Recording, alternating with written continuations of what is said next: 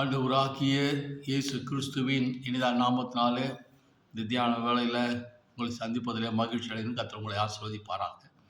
இந்த நாளின் தியானத்திற்கென்று தெரிந்து கொள்ளப்பட்ட வேத வசனம் 1 தெசலோனிக்கேயர் புஸ்தகம் 5ஆம் அதிகாரம் 17ஆம் வசனம். இடைவிடாமல் ஜெபம் பண்ணுங்கள், இடைவிடாமல் ஆண்டவரை தேடுங்கள். ஆண்டவரோடு இருங்க, அவர் நம்மோடு கூட இருக்க விரும்புகிறார். ஏசியா தீர்க்கதரிசியின் புஸ்தகம் 41ஆம் அதிகாரம் 10ஆம் வசனம், பயப்படாத, நான் கூட இருக்கிறேன் என்று சொல்கிறார். மத்தேயு சுவிசேஷம் 1ஆம் அதிகாரம் 24ஆம் வசனம், அவருக்கு இயேசுக்கு இம்மானுவேல் என்று பெயர். இம்மானுவேல் என்றால் அவர் நம்மோடு கூட இருக்கிறார். தேவன் தம் ஜனங்களோடு கூட இருக்க விரும்புகிறவர். என் அன்பு சகோதரி சகோதரியே, யார் நம்பினீங்களோ அவங்களாம் இப்போ கூட இல்லை. சோர்ந்து போயிட்டுக்கிறீங்களா? சோர்ந்து போகாதீங்க. ஆண்டவர் கூட இருக்கிறார். அவர் உனக்கு பக்க பலமாக இருப்பார். ஆனால் அவரோடு நல்ல ஒரு தொடர்பு, ஜெபிக்கிறவர்களாக இருங்க. ஆண்டவர் நோக்கி கூப்பிடுகிறவர்களாக இருங்க. எந்த நிலையிலிருந்து அவரை கூப்பிட்டாலும் அவர் உங்களுக்கு உதவி செய்வார். சீஷர்கள் படகுல போய் கொண்டிருக்கிற வேளையில் பெரும் காற்று வீசியது. கடல் கொந்தளிக்க ஆரம்பிச்சிச்சு. சமுத்திரத்தின் தண்ணி கப்பலில் நிரம்ப ஆரம்பித்து விட்டது. கலங்கி போய் இயேசுவை எழுப்புறாங்க. அவர் நித்திரையாக இருக்கிறார் என்று போட்டுது. அவரை எழுப்பி, நாங்கள் மனித போக போகிறோமே, கவலை இல்லையா என்று அவரை நோக்கி கூப்பிடும்போது உடனே எழுந்து அவரை எது பயமுறுத்தி கொண்டிருந்ததோ, எது அவரை வேதனைப்படுத்தி கொண்டிருந்ததோ அதை பார்த்து இறையாதே அமைதலாக இருந்தார். காற்று அமைதலாயிடுச்சு, கடல் கொந்தளிப்பு அமைதலாயிடுச்சு. அவருடைய பயணம் சமாதானமாக சந்தோஷமாக தொடர ஆரம்பிச்சிச்சு. நீங்களும் ஆண்டவரை நோக்கி கூப்பிடுங்க.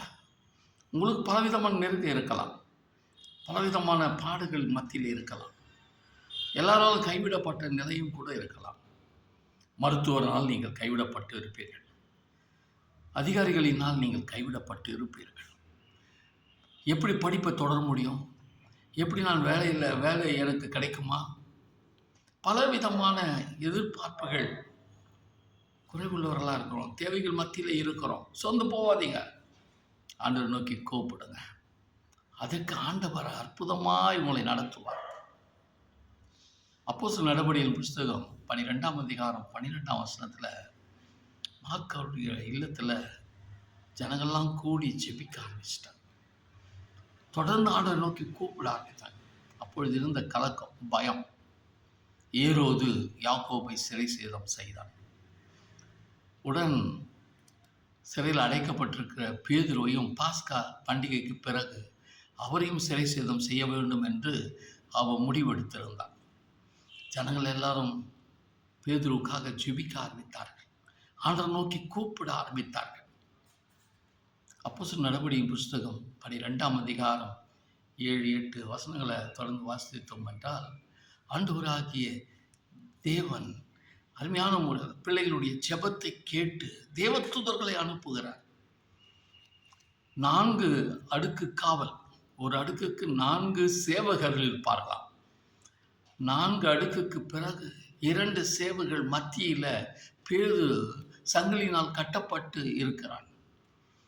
ஆண்டவராகிய தேவன் இவர்களை ஜெபத்தை கேட்டு தேவதூதர்களை அனுப்பி 4 காவலர்களுக்கு உள்ளே போய் 2 சேவகர்கள் நடுவிலே இருந்து தூங்கிக் கொண்டிருக்கின்ற பேதுருவை தட்டி எழுப்புகிறார். சோர்ந்து போவாத, எழுந்திரு என்று சொல்லி அவனை தட்டி எழுப்பினார். உடனே அவன் எழுந்தான். அவனை கட்டி வைத்திருந்த சங்கிலிகள்லாம் அவிழ்ந்தது. அவனை அடைக்கப்பட்டிருந்த கதவுலாம் 4 அடுக்கு கதவுகள் திறக்கப்பட்டது. தேவதூதன் பேதுருவை வெளியே கொண்டு வந்தான், அழைத்து கொண்டு வந்தான் என்று பார்க்கிறோம். பலவிதமான கட்டுகள், பலவிதமான தடைகள், பலவிதமான எதிர்ப்புகளின் மத்தியில் சோர்ந்து போயிருக்கிற அன்பு சகோதரனை சகோதரியை சோர்ந்து போகாத. ஆண்டவராகிய தேவன் உங்களுடைய வாழ்வில் அற்புதங்களை செய்வார். ஆண்டவரை நோக்கி கூப்பிடுங்க. அப்பொழுது அவர்கள் என்னை நோக்கி கூப்பிடுவார்கள், நான் மறு உத்தரவு கொடுத்து அவருக்கு எட்டாவதும் அறியாதுமான பெரிய காரியங்களை செய்வேன் என்று சொல்கிறார். இடைவிடாமல் ஜெபிக்க பழகுங்க. ஆண்டவரோடு நல்ல ஒரு தொடர்பையும் உறவையும் வைத்துக்கொள்ள பழகுங்க. ஆண்டவர் உங்கள் வாழ்விலும் அற்புதம் செய்வார். இன்று செய்வார். ஜெபம் செய்வோம். எங்களை நேசிக்கிறதான அன்பின் தகப்பனே, என்னோடு இணைந்து இந்த தியானத்தில் கலந்து கொண்ட ஒவ்வொருடைய வாழ்விலும் நீர் அற்புதம் செய்ய மனிதரை நம்பி, பணத்தை நம்பி, வேலை அதிகாரங்களை நம்பி, அதிகாரிகளை நம்பி ஏமாந்து பல நிலையில் சிக்குண்டிருக்கிறவர்கள், கண்ணீரோடு இருக்கிறவர்கள், வேதனையோடு இருக்கிறவர்கள், உடைந்தவர்களாக இருக்கிற உங்களுடைய பிள்ளைகளுக்காக இந்த நேரத்தில் செபிக்கிறோம் ஐயா. மனதிறங்குவீராக. உம்மை நோக்கி கூப்பிடுகிற உங்களுடைய பிள்ளைகளோடு கவுடு இணைந்து செபிக்கிறோம் சுவாமி. ஒரு அற்புதத்தை உங்களுடைய பிள்ளைகளுடைய வாழ்வில் நீர் செய்தரள வேண்டும் என்று செபிக்கிறேன். என்னோடு இணைந்து ஜெபித்துக் கொண்டிருக்கிற ஒவ்வொருடைய வாழ்விலும் ஆண்டவரே நீர் அற்புதத்தை செய்யும் சுவாமி. அடையாளங்களை செய்வீராக. உங்களுடைய தழுவினால் குணமாக்குவீராக. செயலிழந்திருக்கிற அவயங்கள்லாம் செயல்பட ஆரம்பிக்கட்டும். பலவீனமாக இருக்கிற அவயங்கள் பலப்பட ஆரம்பிக்கட்டும். தடைப்பட்டிருக்கிற காரியங்கள் செயல்பட கர்த்ததாமே ஒரு அற்புதத்தை நம்முடைய பிள்ளைகளுடைய வாழ்வில் நீ செய்தருளும்படி ஆட்சிவை என்று ஒரு அற்புதத்தை செய்தருளும். இயேசுவின் நாமத்தினால் செபிக்கிறோம் நல்ல பிதாவே. ஆமென். நமது ஆண்டவராகிய இயேசு கிறிஸ்துவின் கிருபையும் பிதாவாகிய தேவனுடைய அன்பும் பரிசுத்த ஆவியானவருடைய அன்யோன்ய ஐக்கியமும் வழிநடத்தலும் நம்முடைய பிள்ளைகளோடு எப்பொழுதும் இருப்பதாக. ஆமென்.